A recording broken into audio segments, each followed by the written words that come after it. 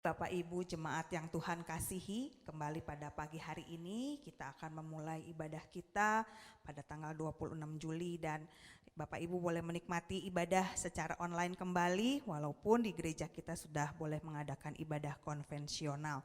Mari sebelum kita akan memulai ibadah kita pada pagi hari ini, kita boleh mempersiapkan hati pikiran kita dan kita boleh bersama-sama bersaat teduh.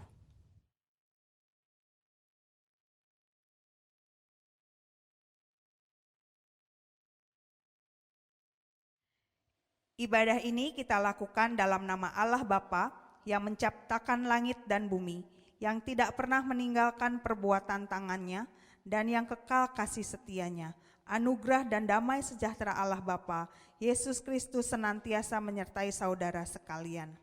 Amin. Dengan penuh kasih, mari saya undang seluruh jemaat untuk bangkit berdiri.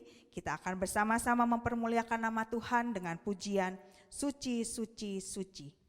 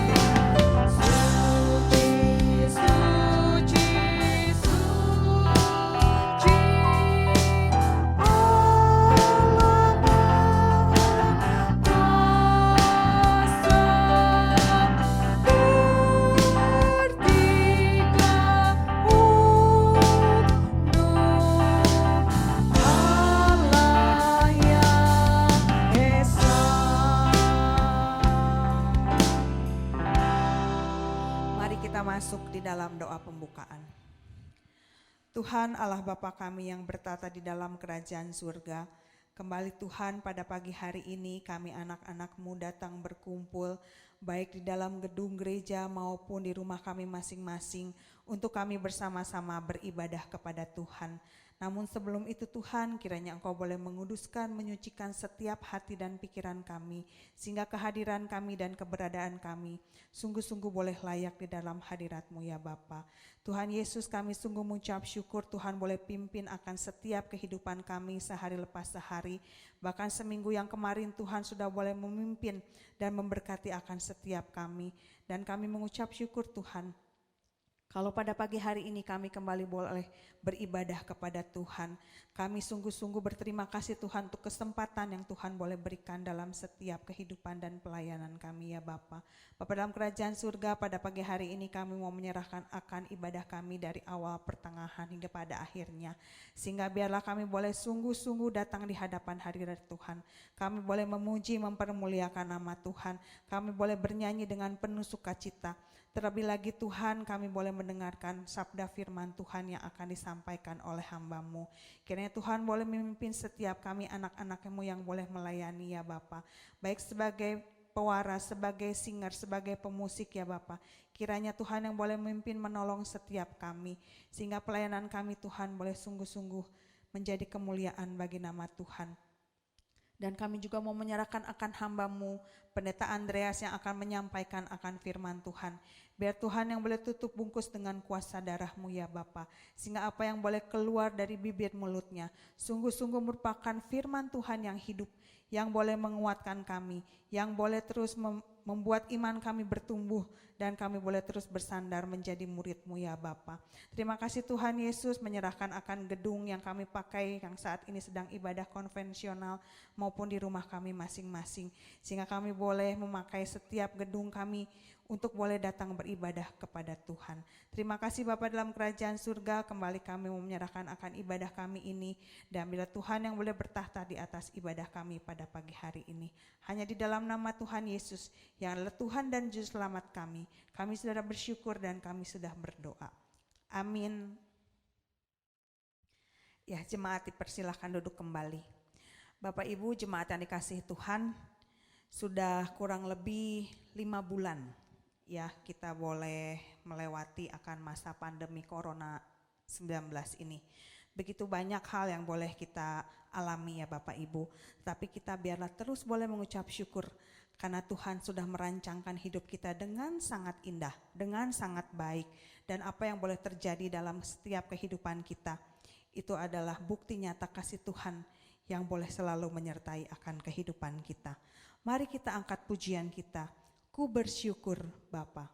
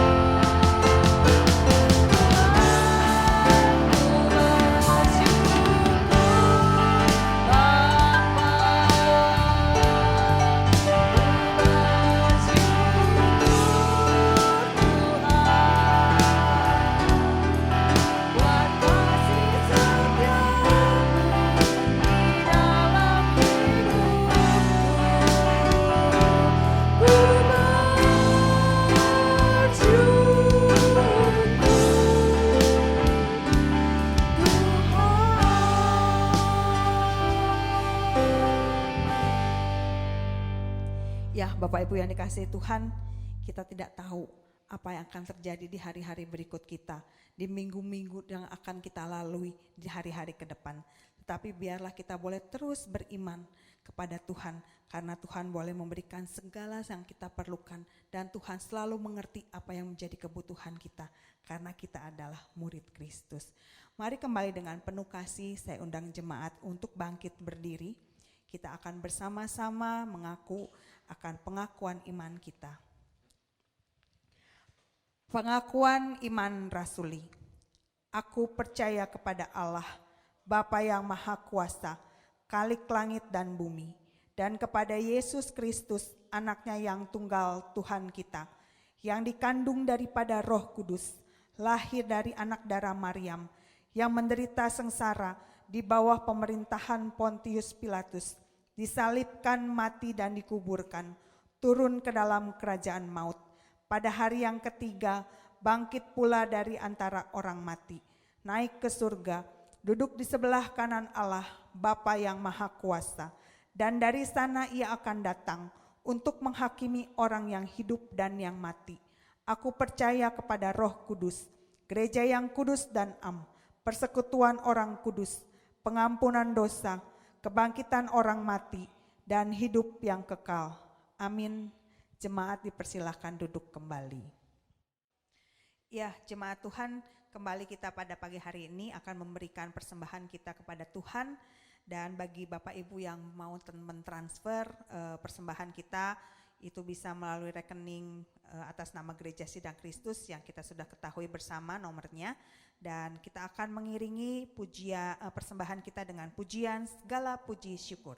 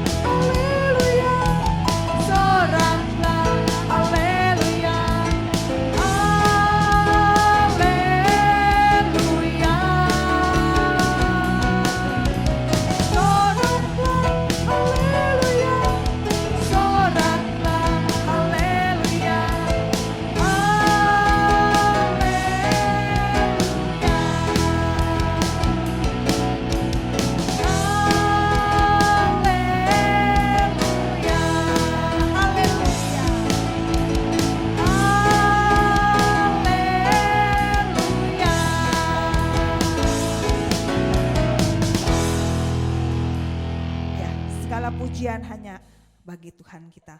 Mari kita akan masuk di dalam doa persembahan dan doa syafaat, dan doa ini akan dipimpin oleh hambanya Bapak Pendeta Andreas Tejo.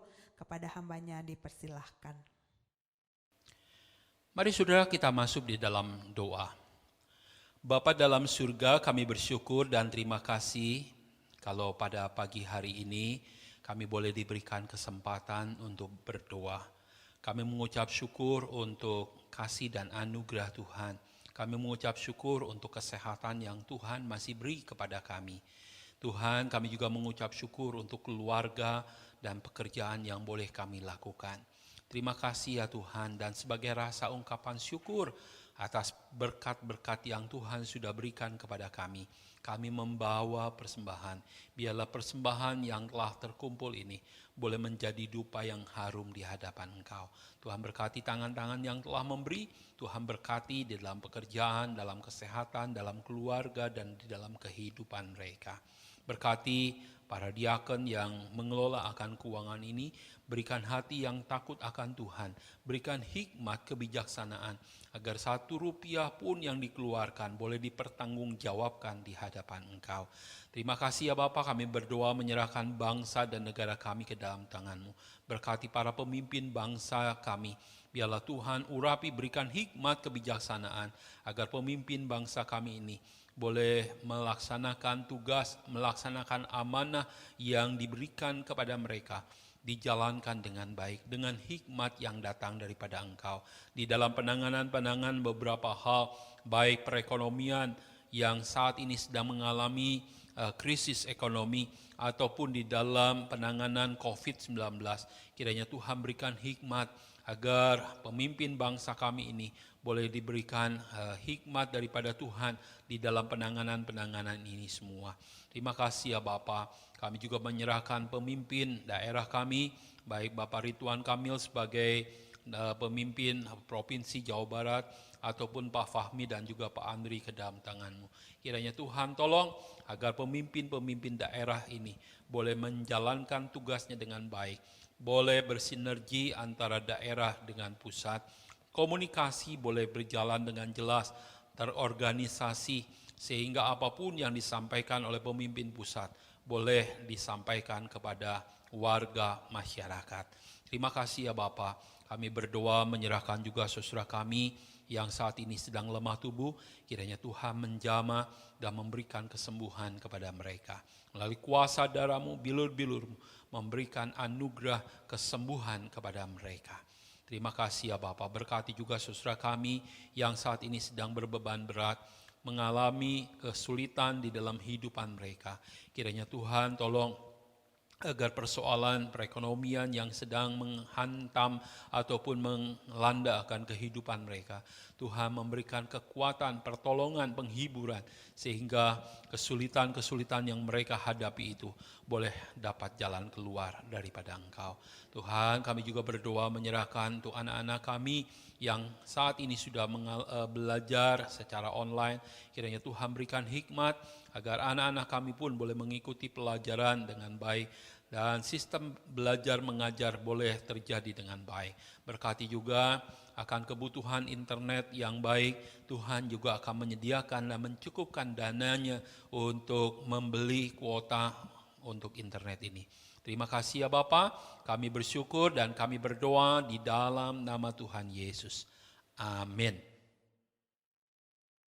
Mari saudara, sebelum kita mendengar firman Tuhan, kita masuk di dalam doa.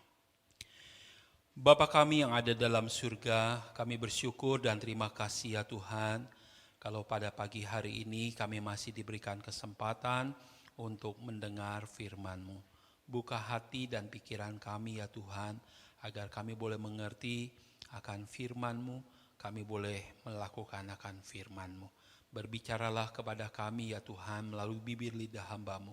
Urapi akan hamba-Mu yang penuh dengan kelemahan, agar hamba-Mu boleh menyampaikan isi hati-Mu seturut dengan kehendak Engkau. Berbicaralah kepada kami ya Tuhan, karena kami siap untuk mendengar. Di dalam nama Tuhan Yesus. Amin.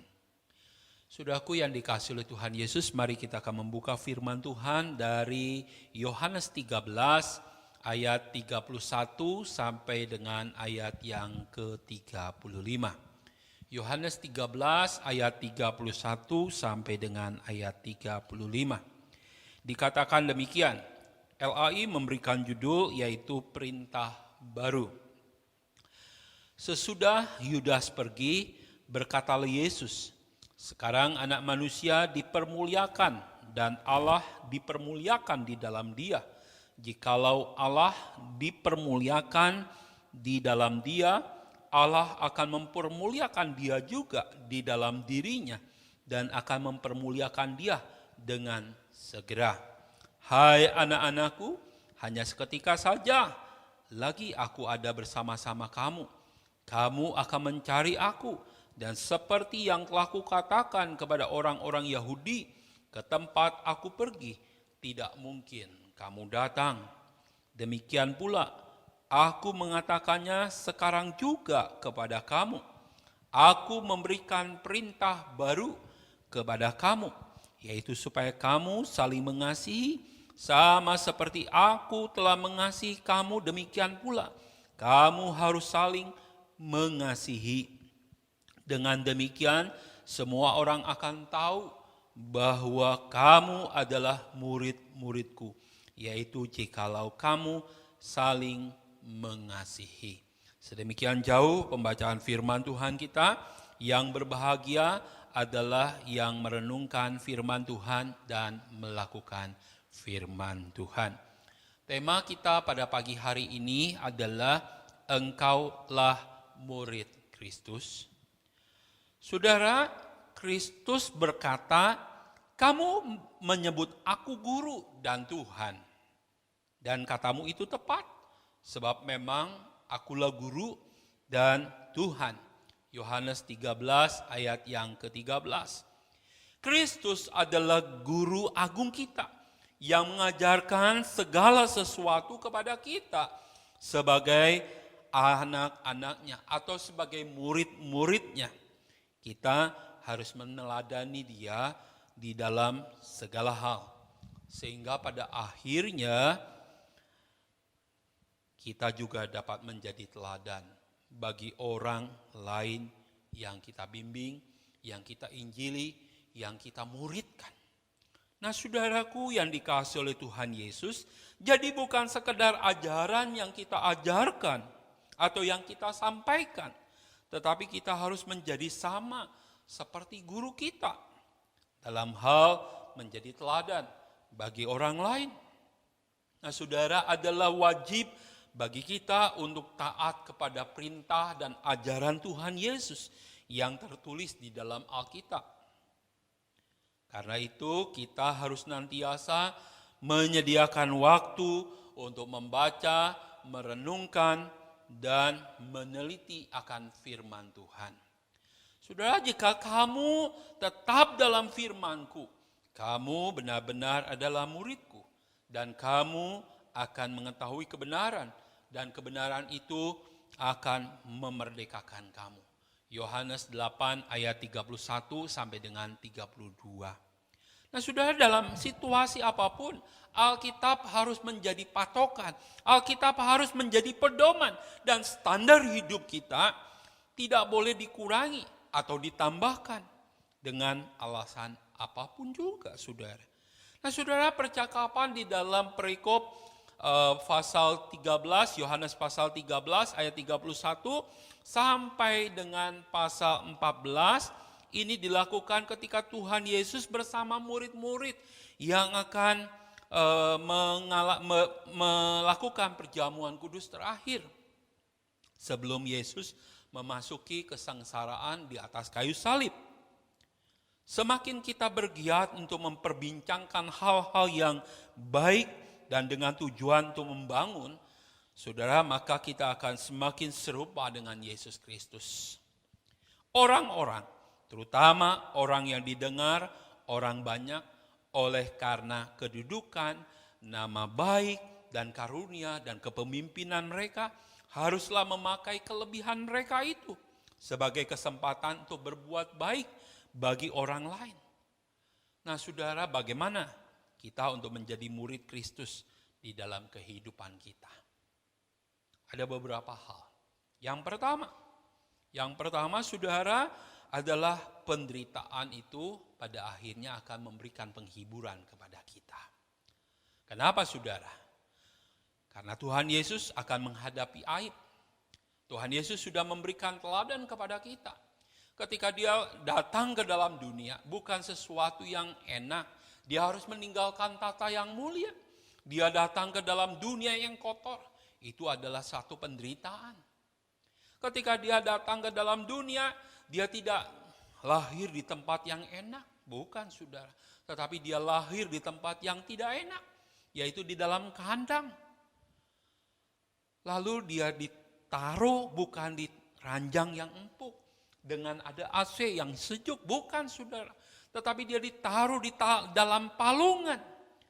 Saudara, palungan itu ada dua. Yang terbuat dari kayu atau terbuat dari batu. Nah saudaraku yang dikasih oleh Tuhan Yesus itu adalah suatu penderitaan. Sakit saudara. Karena apa? Karena adalah sesuatu yang tidak mengenakan. Tinggal di kayu tidak ada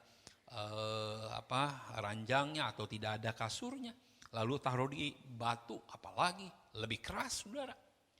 Saudara, pada waktu umur 2 tahun dia harus pergi meninggalkan Bethlehem. Dia harus mengungsi ke Mesir. Karena apa? Karena Raja Herodes akan membunuh dia. Dia harus mengungsi. Itu adalah suatu penderitaan. Umur-umur seperti itu harusnya bisa bersukacita dengan ayah, dengan ibunya. Tetapi apa yang terjadi? Dia harus mengalami penderitaan. Nah saudara, ketika dia berumur 12, pergi ke Yerusalem, lalu memberikan persembahan, ucapan syukur, persembahan syukur, korban syukur kepada Tuhan. Dia ada di bait Allah bersama dengan keluarganya. Tetapi apa yang terjadi ketika keluarganya pulang kembali ke Yerusalem? Yesus tetap ada di bait Allah dan bertanya jawab dengan ahli-ahli Taurat. Lalu apa yang terjadi? Orang tuanya marah-marah saudara. Karena apa? Karena mereka mencari dia. Tidak diketemui. Oh, satu penderitaan. Lalu pada waktu dia memasuki pelayanan di hari pertama dia mau melayani. Di dalam Yohanes dikatakan, anakku, mereka membutuhkan anggur. Padahal belum waktunya. Tetapi Yesus dipaksa untuk membuat mujizat. Untuk melakukan sesuatu bagi pernikahan di Kana. Nah itu penderitaan sudah. Meskipun dia pada akhirnya melakukan mujizat yang pertama di tanah Kana. Lalu ketika dia menyampaikan kebenaran firman Tuhan di tanah kelahirannya. Apa yang terjadi? Banyak orang mengatakan, aku kenal bapaknya, aku kenal ibunya. Tetapi orang itu, aku buat apa mendengar akan Injil tentang dia? Menolak penderitaan saudara. Nah saudara, pada akhirnya penderitaan akan ia lalui. Yaitu menyampaikan akan penderitaan yang luar biasa. Yaitu mati di atas kayu salib. Nah saudaraku yang dikasih oleh Tuhan Yesus. Tuhan Yesus akan menghadapi aib yang begitu luar biasa. Kebencian yang paling hebat. Karena apa? Orang-orang yang pertama kali berkata, Hosana, terpujilah nama Tuhan. Tetapi pada akhirnya orang-orang itu juga yang berkata, salibkan dia, salibkan dia. Menderita enggak saudara? Menderita saudara. Nah saudara dipermalukan oleh sahabat-sahabat. Saudara, membawa salib itu bukan sesuatu yang enak. Membawa salib itu bukan sesuatu yang membuat dia nyaman. Membawa salib itu bukan sesuatu yang menyenangkan, bukan saudara. Salib itu adalah sesuatu yang memalukan. Saudaraku yang dikasihi oleh Tuhan Yesus. Namun sekarang Yesus akan dipermuliakan. Mengapa saudara? Sekarang ia akan memenangkan pertempuran melawan iblis dan seluruh kuasa kegelapan, menghancurkan mereka dan berjaya atas mereka. Kini ia sedang menyandang pedang untuk bersiap menghadapi pertempuran melawan musuh Allah dan musuh manusia. Sekarang Yesus akan mengerjakan keselamatan agung bagi saudara dan saya. Bagi saudara dan saya yang percaya kepada Yesus. Maka saudara dan saya akan mendapatkan keselamatan itu. Saudara, melalui kematiannya yang agung di atas kayu salib, ia akan mendamaikan kita dengan Allah. dan mendatangkan kebenaran dan kebahagiaan yang kekal bagi mereka. Tuhan Yesus hendak menumpahkan darah yang akan menjadi sumber sukacita dan berkat yang tidak ada habis-habisnya bagi semua orang yang percaya. Kini Dia hendak memberikan sebuah teladan mulia mengenai penyangkalan diri atau penderitaan dan kesabaran dengan menanggung salib. Yesus hendak memberikan teladan mulia mengenai keberanian dan kebencian terhadap dunia ini, yaitu mengenai semangat dalam memuliakan Allah dan kasih terhadap jiwa-jiwa ataupun manusia yang berdosa. Saudara, semua ini akan membuatnya dipuji, dihormati untuk selama-lamanya. Kristus telah dipermuliakan melalui banyak mujizat yang Yesus lakukan. Tetapi walaupun begitu, Dia membicarakan kemuliaan yang dialami saat ini dalam penderitaannya. Seakan-akan kemuliaan ini melebihi segala kemuliaannya lain yang telah Ia peroleh dalam keadaannya yang menderita.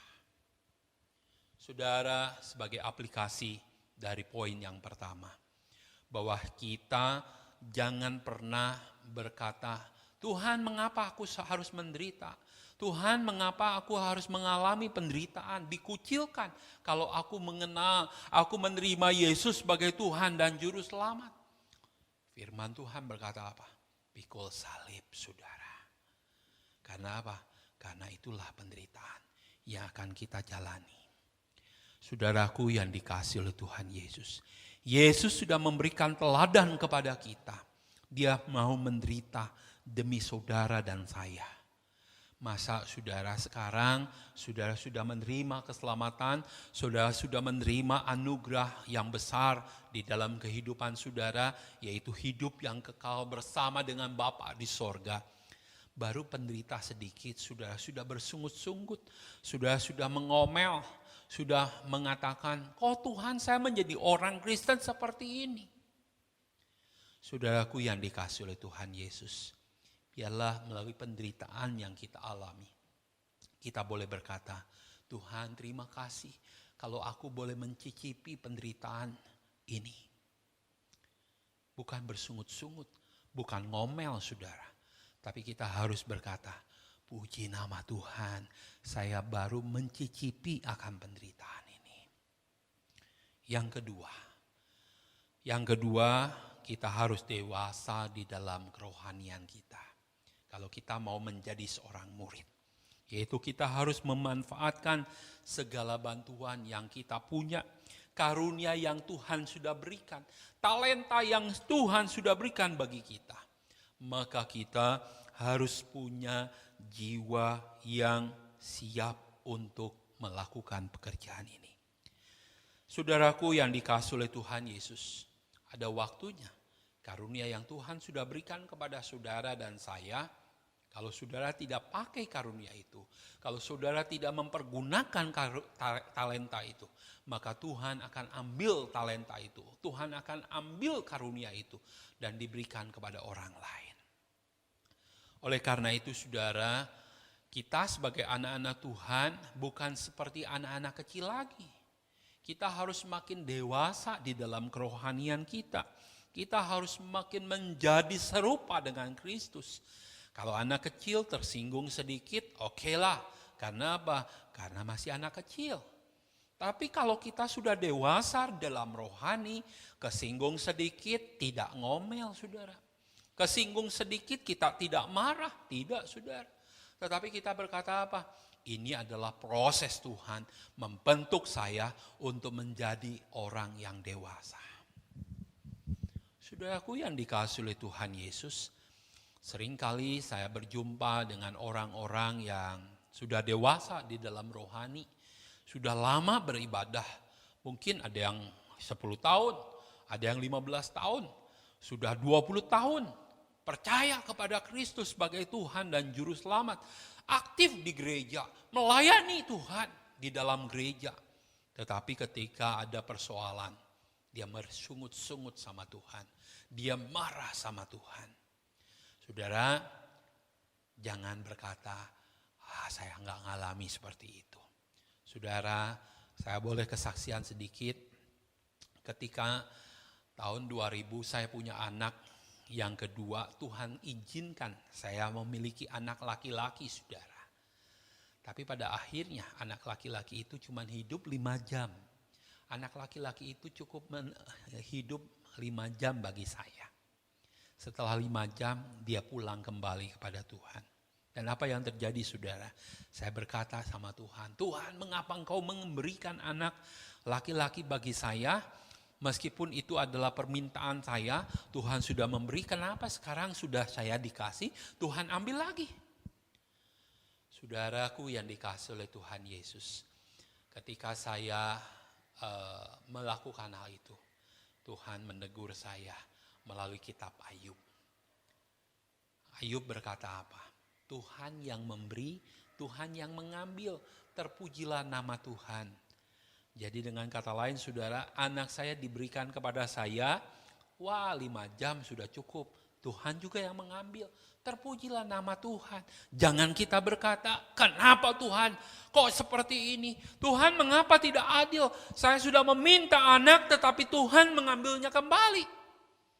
Atau ketika kita melakukan pelayanan, ada orang yang mengkritik kita, ada orang yang tidak memuji pelayanan kita. Lalu kita berkata apa? Aduh, aku tuh sudah capek-capek melayani. Aku tuh sudah memberikan waktu. Aku sudah memberikan tenaga. Aku sudah memberikan uang. Tetapi kok gak ada pujian kepada saya? Malah saya dikritik. Udahlah, aku gak mau pelayanan lagi. Ngapain pelayanan? Karena pelayanan itu tidak ada manfaatnya. Tidak, saudara. Ketika saudara dan saya sudah menjadi anak atau murid Kristus yang dewasa. Ketika ada kritikan masuk kepada kita. Ketika ada kritikan yang disampaikan kepada kita. Itu adalah sesuatu yang membangun. Dan proses kita menjadi dewasa di dalam rohani kita. Saudaraku yang dikasihi oleh Tuhan Yesus. Cara Tuhan memproses hidup kita. Banyak cara.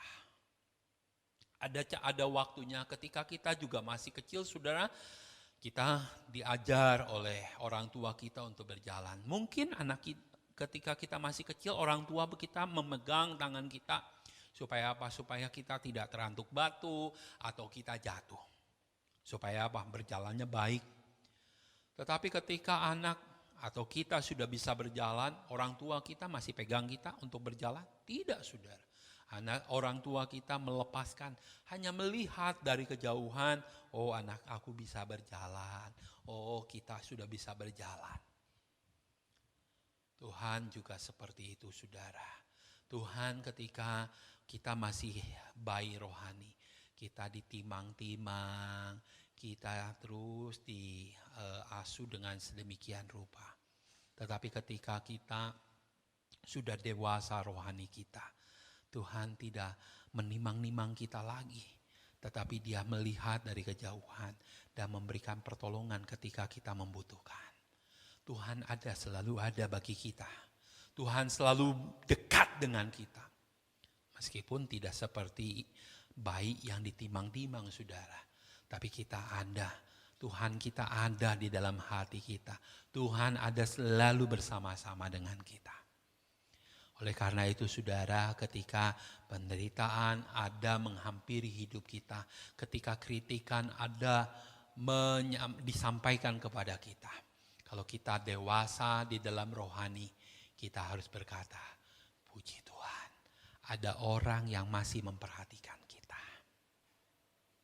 Yang ketiga, saudara, yaitu harus saling mengasihi. Ayat 34 sampai dengan ayat 35. Nah, saudaraku yang dikasihi oleh Tuhan Yesus, merupakan sebuah kehormatan besar bagi para murid-murid Kristus bila kita unggul dalam hal mengasihi satu sama lain. tidak ada hal lain yang akan membuat kita begitu disegani atau dihormati oleh orang lain selain karena kasih. Saudara, lihatlah betapa kasih itu sangat dahsyat dan mempesona. Tertullian menyatakan kasih sebagai kemuliaan gereja mula-mula karena orang-orang Kristen dikenal oleh karena kasih sayang mereka satu sama lainnya. Nah, saudaraku yang dikasihi oleh Tuhan Yesus, Tertullian aja berkata seperti itu. Karena apa? Orang Kristen melihat kasih. Musuh-musuh kita memperhatikan hal itu dan berkata, lihatlah betapa orang-orang Kristen ini saling mengasihi. Saudara, kalau kita tidak saling mengasihi, tidak saling memperhatikan, tidak saling peduli, mulai hari ini belajar untuk saling mengasihi, belajar untuk saling peduli.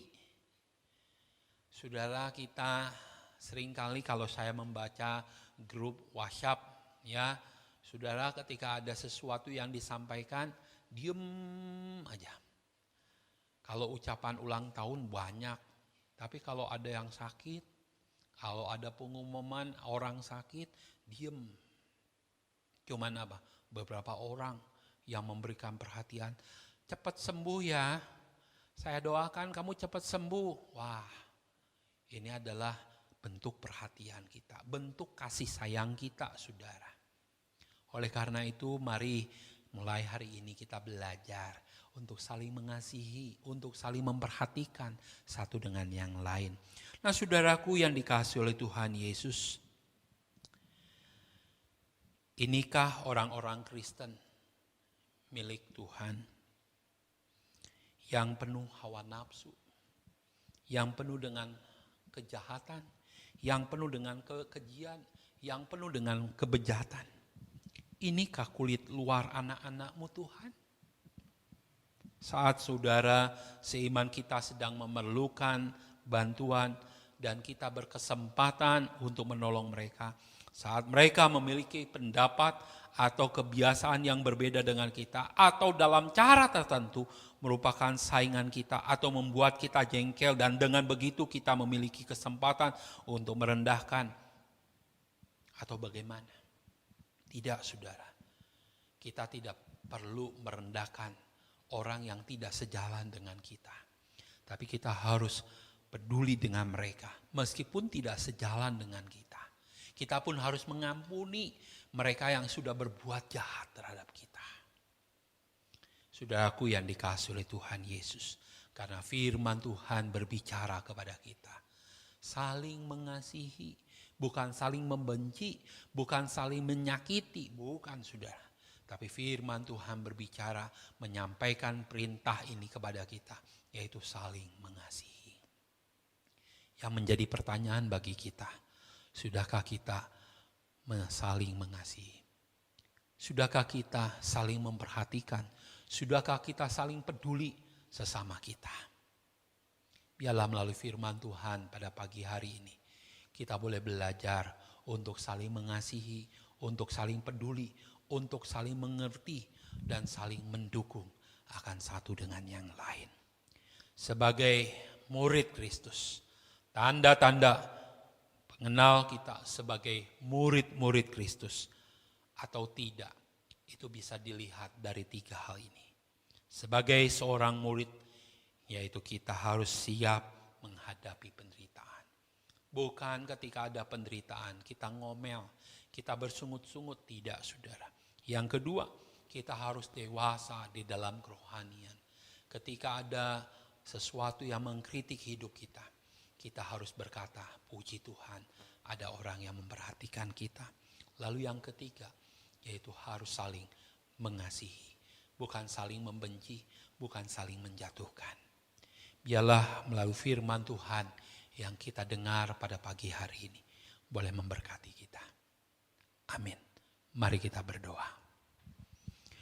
Bapa kami yang ada dalam surga, kami bersyukur dan terima kasih untuk kebenaran firman-Mu pada pagi hari ini.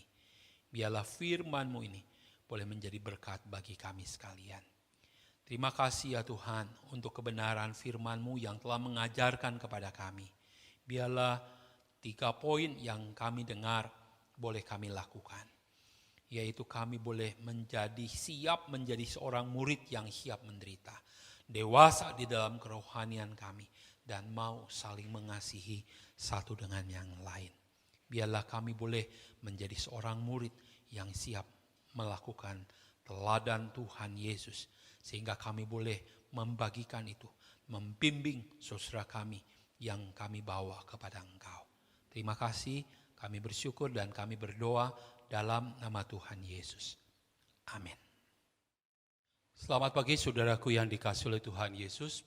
Pada pagi hari ini ada beberapa pengumuman yang ingin saya sampaikan bagi kita sekalian.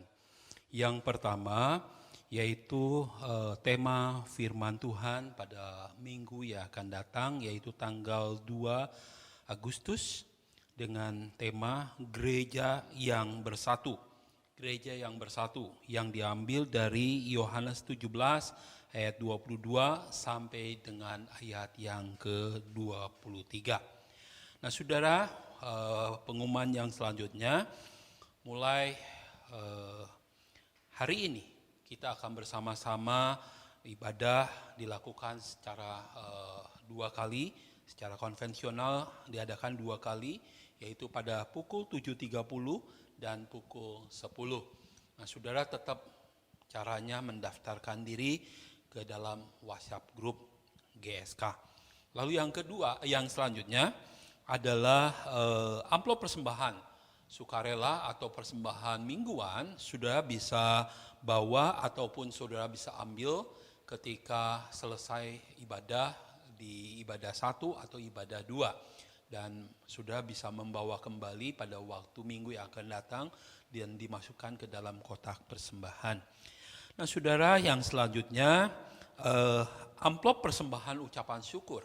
Amplop persembahan pengucapan syukur tahunan yang sudah dibagikan kepada kita sekalian dapat saudara bawa atau saudara bisa masukkan pada minggu yang pertama di bulan Agustus. Jadi minggu depan saudara bisa membawa amplop persembahan pengucapan syukur tahunan. Atau saudara juga bisa mentransfer kepada rekening Gereja Sidang Kristus Sukabumi dengan Bank BCA dan nomor yang saudara sudah mengetahuinya. Lalu yang selanjutnya diberitahukan kepada jemaat sekalian bahwa pada tanggal 31 Juli 2020, yaitu pada hari Jumat yang akan datang, jam 10 pagi ada acara peneguhan Pendeta Andreas Tejo yang akan diteguhkan dalam kependetaan Gereja Sidang Kristus. Nah, diharapkan majelis dan juga pengurus komisi dapat hadir pada hari itu jam 9.30. Nah, diberitahukan juga kepada jemaat sekalian bahwa mulai bulan Agustus perjamuan kudus akan dilakukan setiap minggu pertama. Jadi minggu depan kita akan adakan perjamuan kudus baik ibadah 1 maupun ibadah 2. Terima kasih. Sampai di sini Warta Gereja. Tuhan Yesus memberkati. Jemaat Tuhan, kita akan mengakhiri ibadah kita pada pagi hari ini. Kita sudah mendengarkan firman Tuhan, kita sudah memuji memuliakan nama Tuhan, dan tiba saatnya kita akan ada di penghujung acara ibadah kita pada pagi hari ini. Kembali jemaat dipersilahkan untuk bangkit berdiri, kita akan bersama-sama mengangkat pujian dosologi, dan setelah doa berkat, doa penutup dari hambanya, kita akan akhiri dengan pujian amin, amin, amin.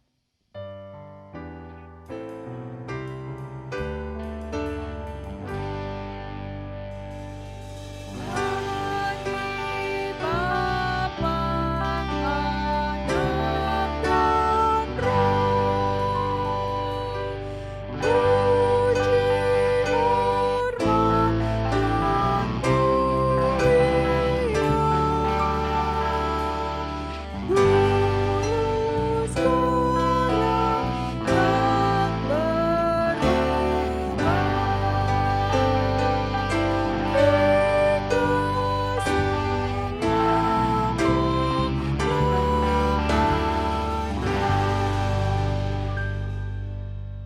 Mari saudara kita berdoa.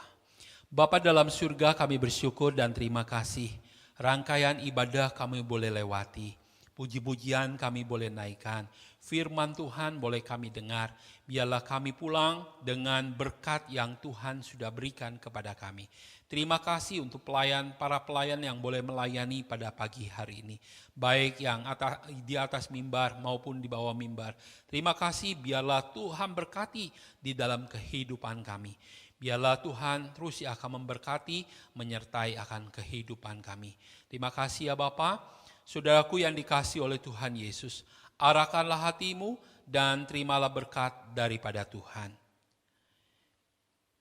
Kiranya damai sejahtera daripada Allah Bapa, kasih yang sempurna di dalam Yesus Kristus, pertolongan, penghiburan, dan kekuatan di dalam Roh Kudus akan memimpin, menyertai, dan memberkati saudaraku sekalian, baik di dalam pekerjaan kita, di dalam keluarga kita, di dalam kesehatan kita, di dalam studi saudara sekalian, mulai hari ini, besok sampai Yesus datang yang kedua kali, bahkan untuk selama-lamanya.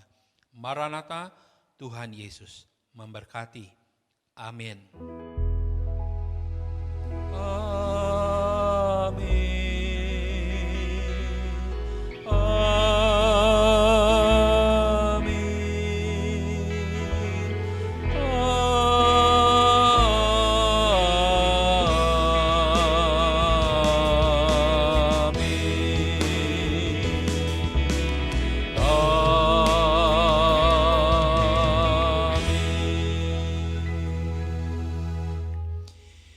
Silakan duduk. Sampai di sini ibadah kita. Tuhan Yesus memberkati.